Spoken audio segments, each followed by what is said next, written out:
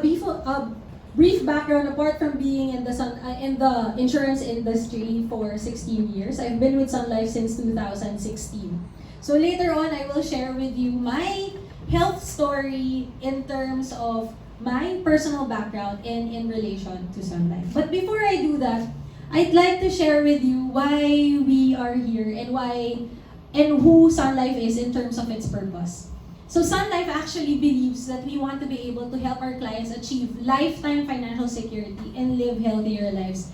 Emphasis on living healthier lives. Because today we want to be able to unlock our health goals, and we want to be able, as SunLife, impart with you how you can live healthier in terms of many aspects. Okay? Also, what does live healthier lives mean? Because us in SunLife, we want to be able, and we are committed to being the partner of our clients throughout their whole health journey. And when we talk about the health journey, we talk about them preventing getting sick. So that's prevention, then diagnosis, treatment, until recovery or rehabilitation. Okay? We also want to be able to help our clients live healthier lives by how? By offering several solutions, health solutions that we have, which are all different, but have suitable coverages depende sa ating kliyente or depende po sa inyo. And empowering you, our clients and Filipinos, by educating you and making you confident about your decisions specifically on health. So, di ba, when we are empowered, we want to be able also to make the brightest decisions for us and our family members. Okay. So, what have we been doing? What are the positive actions that we have been doing in the past, or at least in recent past? So, we started with our employees. Of course, we want to be able to partake also or share with our employees several activities and a lot of educational initiatives for our employees to promote living healthier lives. So these are just some that we did specifically during the pandemic. Then we have also health for the greater community. When we talk about health for the greater community, we wanted to stay true to our purpose in helping Filipinos and clients live healthier lives. So how's that? We provided access to care, even sa far-flung communities or areas here in the Philippines. So ito po ay picture nung ito po sa taas would be the picture of the barangay health station that we have had across the Philippines, and we are building more. And hopefully be able to serve 125 people or Filipinos in this endeavor. So ito po, meron dito, inside one of those health station would be diabetes corners. So I heard si ma'am is predisposed, I suppose. Your mom is type 1? I think so, yes. Type 1 diabetic, ayun. So there's predisposition, and siguro in a better position po yung mom natin in terms of education on what diabetes is. Magugulat po kayo sa mga sagot ng mga tao regarding diabetes. When we did a study before across all social classes, ang sinabi namin, ang tanong namin is, how grave is diabetes? Meaning, gaano ka-critical ba itong diabetes na to? Mahirap ba itong i-address? Ang sagot sa amin ay magbabawas lang po ng kanin. Okay na. So we have that kind of mindset in our heads that we want to be able to help a lot of Filipinos understand critical illnesses, kasi nagulat kami sa sagot na babawasan yung kanin. Totoo naman, mataas po sa sugar, pero hindi lang po yun kasi marami pong complications din ang mga critical illnesses. So, also, in relation to that, we have had health researches in the past. So medyo maliit po pero what we do is we want to understand Filipinos, we want to understand our clients. Bakit namin gustong mangyari yon? So that we will be able to provide the solutions and even services that would be suitable and apt for their needs. So kung makikita po natin, actually pinag-uusapan lang po namin ni Garrett kanina. This one here on top is actually meron dyan top 5 conditions of Filipinos. Okay? This is what we call the health gap and how big the gap is. When we compute for this health gap, we compute for the total amount na posibleng magastos natin for a critical illness versus our current health coverage. Okay? Ang cancer po dito is 5.6 million. Diabetes is 871,000 pesos per year. versus yung current coverage natin. So makikita natin how big that gap is. And based on this research, we learned na marami pa rin pong Filipinos. I, for one, I haven't bridged my gap. I'm working towards building that, and kaya po, isa po yan sa mga health goals ko, is to be able to bridge my gap of being able to cover myself in case of a critical illness in the future. So, sino po dito, kakapanood ko lang kanina nanonood ng TikTok ni Brian Boy, sabi ganun, nag-press release, kasi tinanong siya kanina, or was that an old video? Kung sino daw mag-aalaga sa kanya in the future. Sabi niya, pera daw niya mag-aalaga sa kanya. And I could relate because that was my thinking. I wanted to bridge my gap, make sure that I am covered in case anything happens. I don't want to burden anybody if I get sick. So, ganun po. Kaya naalala ko in relation to TikTok a while ago. And then, ito pong study naman namin dito would be about, during the pandemic, pagka nakita po natin, health readiness of Filipino families. We took into consideration the main units of Filipinos, pamilya, hindi na po to individual. Because when pandemic hit, it affected us so much because we knew that family members get affected also. And with this, we found out na hindi po sabi po natin, priority natin yung health. Kasi nga, di ba, grabe nangyari sa pandemic. Grabe ginawa ng COVID sa atin. Pero in terms of prioritizing our health, in terms of our budget, hindi pa po, we are not there. And SunLife endeavors to be able to educate more people and create more awareness to be able to address that. Para naman po hindi po natin hinuhuli yung health natin. Okay?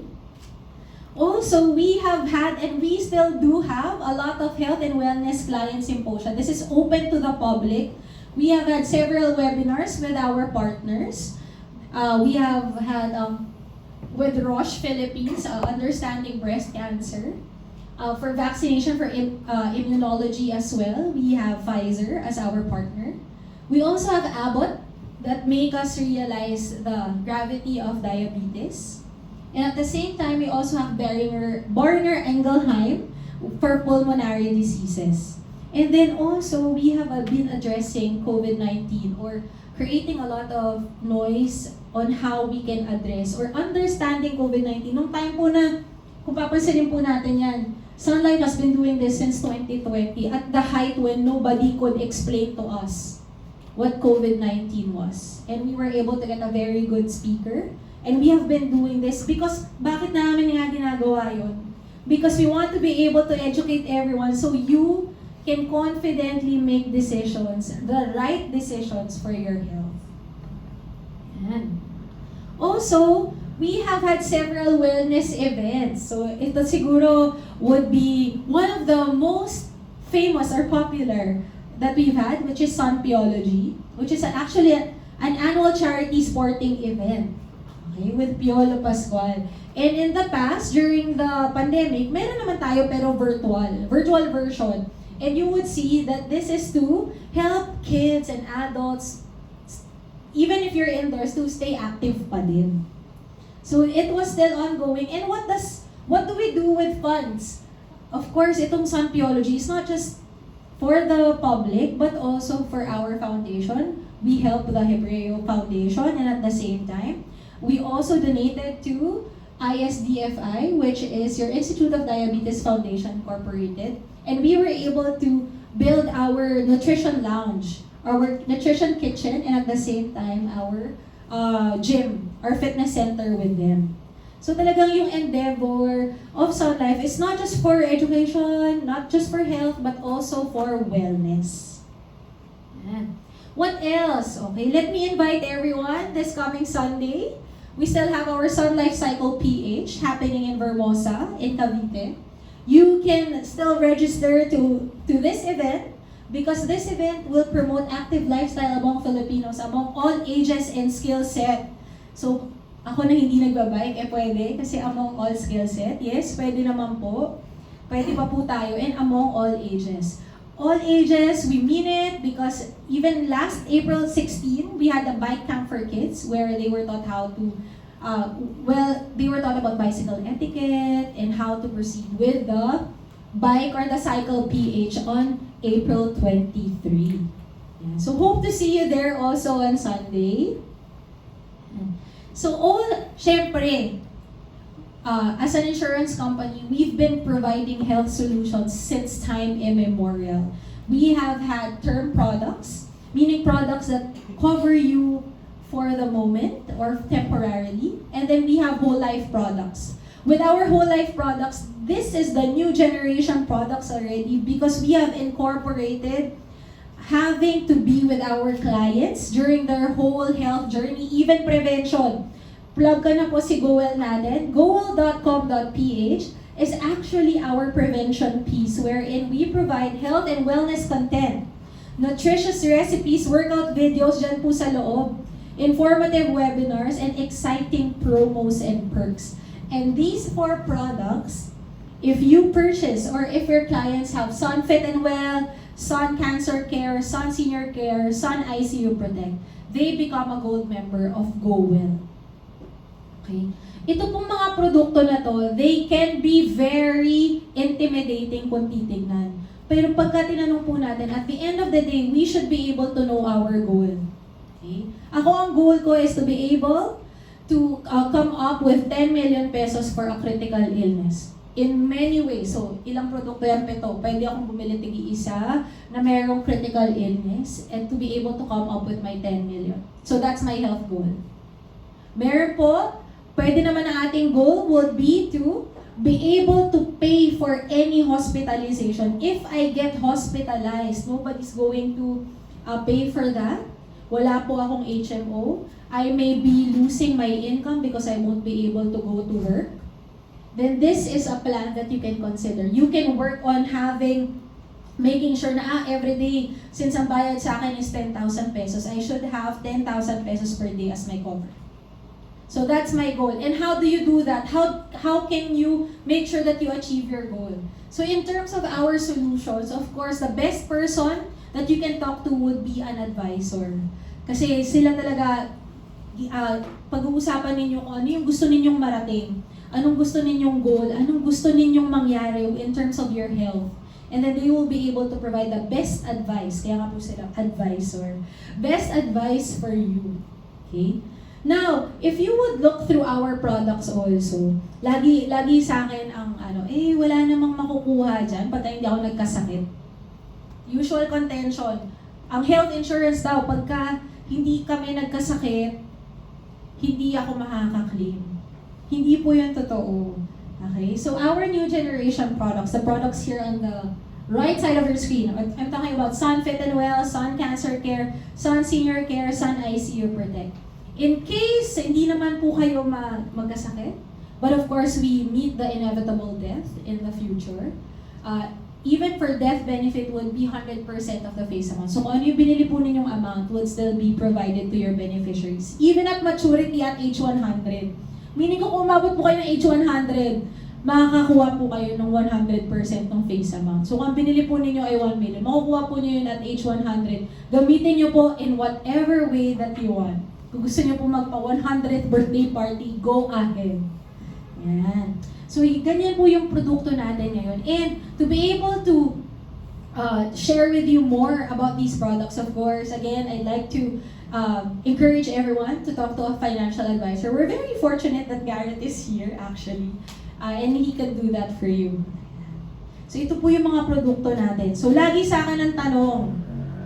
So kung ikaw, Cheska, since you know the products in and out, which one would you choose for yourself? Okay guys, meron po ako nung lahat. So if I were to choose for myself, I'd get all. Pero sinimulan ko po sa SunLife Assure at sa Sun First Aid Plus. Doon ko po sinimulan because when I started here, I was already covered from a different insurance company. But I wanted to be able to get additional coverage for myself. Now, lagi po sinasabi, sayang yung pera kasi pagka hindi naman yun nagamit, hindi na po, wala naman ng coverage. Hindi po totoo. Again, with our new generation products, if you purchase and pay within the first 10 years, covered na po yun until age 100. Hindi na po yung babayaran until age 100. Okay? Meron lang po tayong limited pay na products.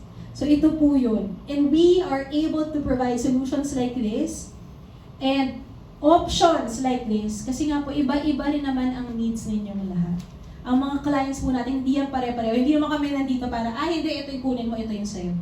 Kasi ito lang ang meron kami. Hindi po gano'n. We want to understand also your needs, kaya rin po tayo may health researches, and that's why we have financial advisors who do financial needs analysis for all of you.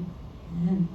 So that's for our health solutions. Now, I've said so much already about SunLife. So why am I here, and what is my health goal, and what is my advocacy, and what is my journey? Okay. So this was what health was for me before. So very simple. Sobrang, ang alam ko lang, growing up, I have to be physically healthy. So, di ba, tayo, alam natin, pagka nagkasipon ako, nagbilad ka na naman sa araw, napawisan ka, ano pa mga sasabi, siguro nagpuyat ka. Yan.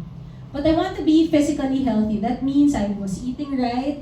I've been sporty ever since I was a kid. Ito na. Okay. I've been fortunate enough to have been able to have access to having taekwondo. So, medyo on the boyish side po ako.